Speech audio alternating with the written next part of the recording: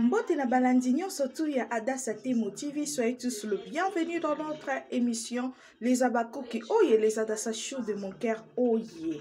Les lotos sont kota na sujet na biso oye ko intéressé bino makasi. To sengi bino bo continuer ko s'abonner bo sauter ba publicité na kati ya Adassa Temo TV. Toko talombango na kati ya sujet na biso ya mukolo ya lelo. Alors Gatbi, un très bon souvenir de Sila Bissalou parce que y a mon tour d'émission dans le monde où il y a théâtre souvenir moni ya malam ozana ngo garder ya SB. Ah bah souvenir résébélé sur on a cité qualité moko ya Sila Bissalou je voulais dire. Le travail. Le travail et puis c'est une artiste hein. C'est une actrice, en tout cas, exceptionnelle, n'est-ce pas? Dans l'interprétation d'un rôle, à Ebiko interpréter rôle. En tout cas, il y a tellement de choses. Ça veut dire que ce bonheur, le balangana est énuméré, ils ont des choses tout dans la liste. Donc, justement, pour retenir que si la Bissalou, c'est vraiment artistement exceptionnel, oui. Gatbi a gardé vraiment un bon souvenir. Mais oui, on a mère. On a mère. Ok. Oh, on a mère. L'impératrice. T'as l'air d'appeler ça comme l'impératrice. Voilà. Aujourd'hui, Gatbi évolue particulièrement wapi dans la belle ligne. Non. Je n'ai. En fait, pour l'instant, je suis freelance, comme on dit en anglais, freelance. Donc, là où on m'appelle, je vais jouer. Là où on m'invite, je pars. Si bien sûr mon rôle y est, s'il y a quelque chose qui est pour moi, oui, je vais aller. Ok. Ouais. Merci beaucoup, Gatbi Kabaki. En fait, j'ai aimé, vous avez vraiment très direct. Vous avez vraiment très direct, très sincère par rapport à propos Nayo et tout. Nous avons compris, en fait, par rapport à Makamou, peut-être toujours à de gauche à droite. Alors, Gatbi, un très bon souvenir de Sila Bissalou parce que y a mon tour d'émission dans le monde où il y a théâtre. Souvenir moni, ya malam ozana ngo garder ya SB.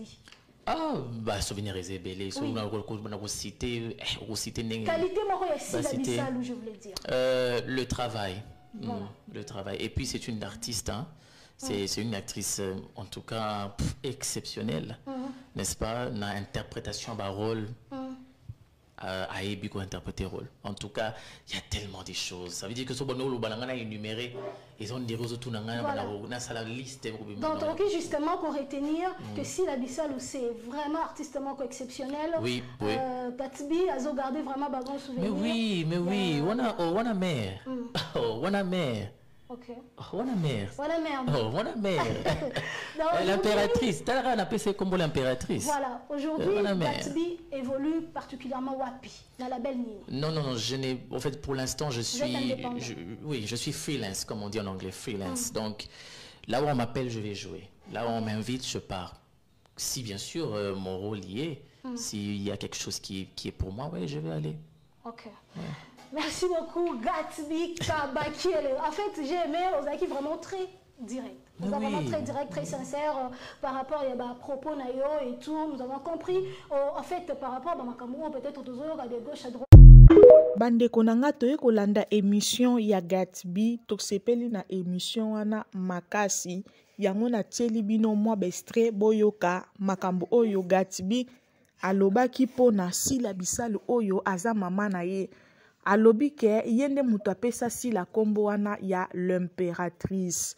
Alors eloko esali kitoko makasi eza komona ke Gatbi azo reconnaître Sila Bissalou ke aza mère, wana mama nanga.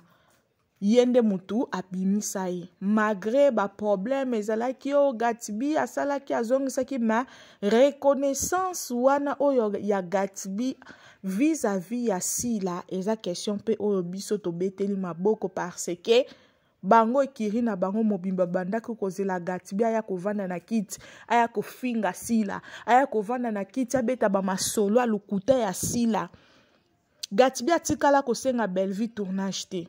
Gatbi ayebanaka te na monde ya théâtre. Atindelaka pe Bellevue ba message na ba bolanda émission ya Gatbi na nini pa Congo Liziba bokoyoka asengaka pe Bellevue wana atindela bango ba message ke azana posa banda théâtre mutu moko yanola ete merci la Bisala zoye lelo pa komi Gatbi le magnifique o biso nyonso toyebi tosepela na musala na peu importe azali suna SBT mais ngai na sepeli na ndenge a reconnaître po reconnaissance ezalaka kitoko makasi ezalaka bien na vu mutu soko za ingrat moyo kende liboso eza te parce que le boko epesaki yo na tangu ya pasi jamais okoki kobwakisa yango jamais okoki koboya yango parce que soko oza ingrat nzambe nde mutu akopinir yo eloko ebonga mutu asalaki yo bolamu ata ye aza mabe vis-à-vis na yo me yo kozongisa mabe te na sepeli na émission ya Gatibi émission yango a répondre avec beaucoup de sagesse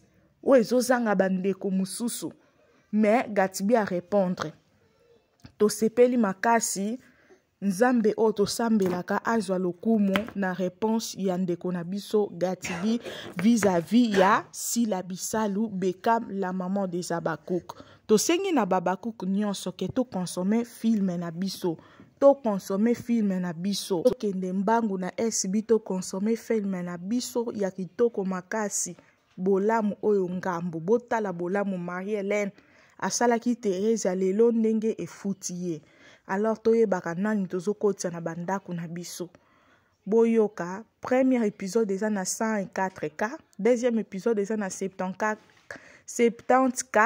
troisième épisode na biso eza na 67K quatrième épisode na biso pe eza na 67K cinquième épisode na biso eza na 49K sixième épisode na biso eza na 32K s'il vous plaît les Abakouk tokende kotia mopepe 2025 maman na biso akomi film tokende kotia mopepe film liboso ya SB na 2025 totia mopepe épisode nyonso esala 100K pas de distraction soki likambo botika biso moko toyaka koloba tokoya kodefendre tokoya koloba mais bino bozala concentré na kati ya Sila Bisalu officiel kaka nde nayebisaki bino les Abakouk de mon cœur, les Adassa Chou de mon cœur, bo continuer ko s'abonner massivement na kati ya Adassa Temo TV, bo sotelinga ba pibité. Adassa ya kate ko lela, bo salelanga cotisation, bo salelanga boye.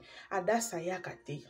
Adassa loko mama Adassa zo sengiza kaka Abakouk nyonso asepela na musala mama Adassa Adassa Chou na ngai nyonso bisika nyonso boza na yebi ke boza ebele bo sotele mère na bino ba pibité bo talelanga ba pib ekosunga pona toya ekopesa makasi lisusu pona toya na ba vidéo mususu na ba émission ya somo les Abakouk to consommer SB Sila Bisalu SB to fongoli pe deuxième chaîne na biso les Abakouk de SB to consommer ane oyo to tia mopepe na nyonso na lingaka bino bo sorte ba pibité bo partager chaîne nanga bo continuer ko s'abonner massivement tokutani na émission ya mbala sima bye.